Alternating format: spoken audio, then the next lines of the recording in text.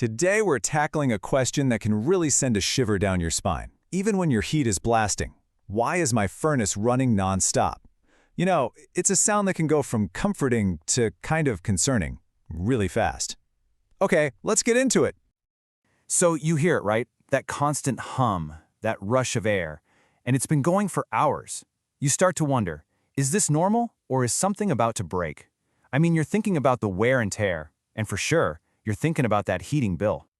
And look, you are definitely not alone in feeling that way. This comment from Reddit just captures that gut feeling perfectly.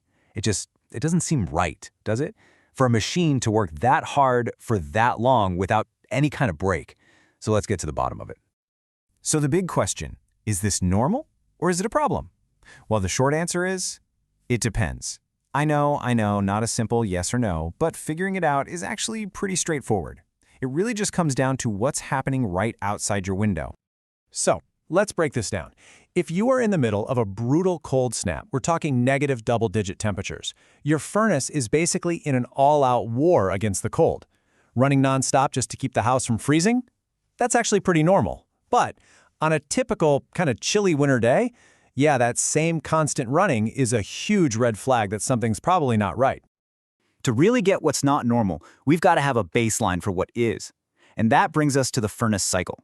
It's nothing complicated, it's just the rhythm of your furnace, the on and off pattern it uses to keep your home at the temperature you set. Under most conditions, a healthy furnace is going to run for about 10, maybe 15 minutes to hit the temperature you want, and then it'll shut off. It'll do this maybe 2 or 3 times an hour. So if you notice your furnace is running for way longer than that on a mild day, something's up. It's not cycling properly. Okay, so if we've ruled out extreme weather, it is time to play detective. And here's the good news. The most common reasons your furnace is running all the time are often things you can find and even fix yourself. No phone call needed. And here it is, folks. The #1 reason your furnace is overworking itself is just a dirty, clogged air filter. Seriously, think of it like trying to breathe through a thick blanket. If the filter is clogged, the furnace just can't get enough air, so it has to run longer and harder to push that warm air through your house. Okay, before you do anything else, go walk over to your thermostat right now. Look at the fan setting. Does it say auto or on? Because if it's set to on, the fan is just going to run 24/7, circulating air even when the heat isn't on. It's a super simple mistake that makes it sound like the whole system is running. Just flip it to auto and you might have your fix. Here's another really common one, especially if you live in an older, draftier house. If you crank your thermostat up to a temperature that your furnace just can't realistically reach, because heat is escaping through windows and doors, it's going to run forever, just chasing a target it can never possibly hit. All right, you ready to get hands-on? Good. Before you even think about calling for help, let's run through a quick checklist. These are simple, totally safe steps anyone can take to figure out what's going on. So first, just double-check that thermostat. Is it on auto? Is the temperature set to something reasonable? Second, go pull out that air filter. Hold it up to a light. If you can't see the light through it, it's toast. Get a new one. Third, take a quick walk around your house. Is a big comfy chair or a rug sitting right on top of a vent? Make sure they can all breathe.